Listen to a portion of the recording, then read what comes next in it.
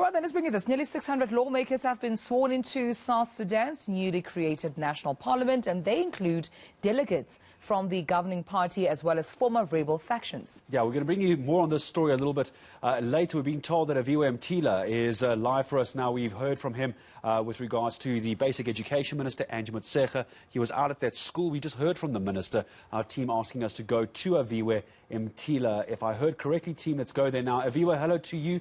We briefly heard from the Education Minister what was said. What was the reaction to what the minister said? Well, Gareth, the Minister joins you now just to outline some of the plans. In fact, as primary schools open in full capacity, we understand even there are some even recommendations that she's received in terms of how to approach the COVID-19 pandemic. Because you'd understand, as it stands, the schools are allowed to operate with all the primary school learners coming back, but those social distancing measures are said to be in place with a meter apart.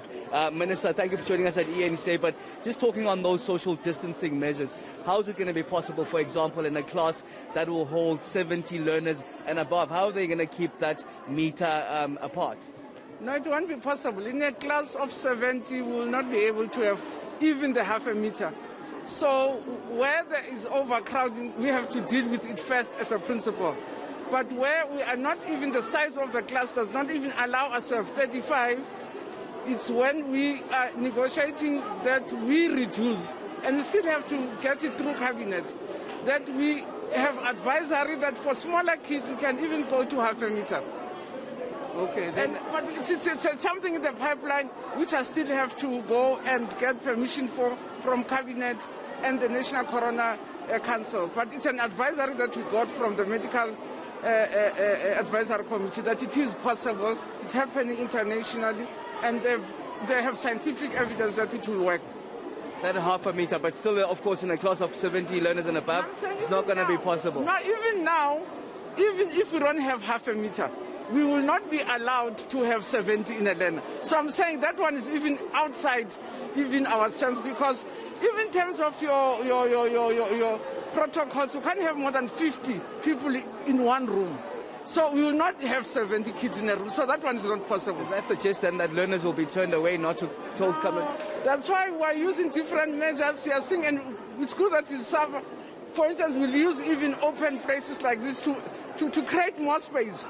We are hoping to get your teacher assistants to get more capacity to help us do things. But we will not, even if we were allowed to have half a meter, we will not be able to overcrowd classes any longer. Okay, just in looking at the curriculum itself then, Minister, will you be able to finish all the students and the subjects that need to be done within the course of this year, or will it roll over to next year? Our recovery plan is a 3-year plan, but it keeps on changing because we are still not able to predict when we'll get stability.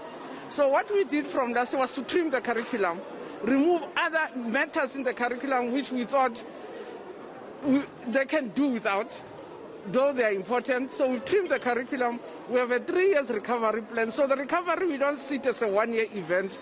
But we, for instance, when we did it last year, we were hoping that by June this year, we would have stabilized. Quite clearly, we have not stabilized. It means we have to renegotiate it and still expand it. But the recovery plan, it's a phase plan.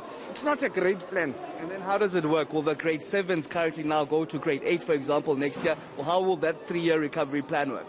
It works on phases. For instance, grade 7s, we want them to all come because we won't be able to have, we won't have them next year. The same way we do with grade 12s, we can't have them beyond this year. That's why they're coming every day. They're using extra time. So the exit grades, we want them full time. The internal grades, that's where the recovery plan, to say if the grade 1s, 2, 3, this is the plan, but 2, 3, 4, here's the plan. So it has been properly curated by our curriculum teams. So, for example, your grade 2s and 3s may stay behind to complete their grades next year? No. It means, for instance, we will know what we have trimmed from the grade 1 curriculum. So which means what we have trimmed has to be taken over with them when they go to grade 2. So what we do for grade 1, we only looked at what we call your building blocks. So subjects which would, we have to teach areas which will make it possible for them to understand grade 2 work. So they will go with those building blocks, but we are conscious that they would have other areas which have not been taught, so which means they form part of grade 2 and grade 3 work. And that's how the recovery plan has been designed. Just lastly, on the sporting front, I see that the students are allowed now to go back to sport even without the fans. How then is it allowed to happen, given that the pandemic is still out there and right? We're on level 3. So it's those conditions that are on level 3. So you would have moved from level 4, where there was no sport, as a country. We've all gone to level 3, so which means even schools go to level 3. And level 3 does allow certain sporting codes to continue as long as there are no spectators. So it's part of the broad phases that apply nationally. Okay, thank you very much, Ma.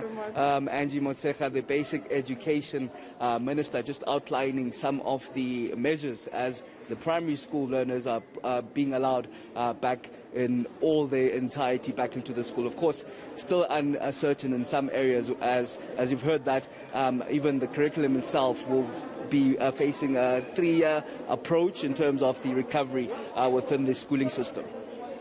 To try and recover all the time that we've lost. Aviwe Mtila, for the moment, thank you very much, speaking to the Basic Education Minister.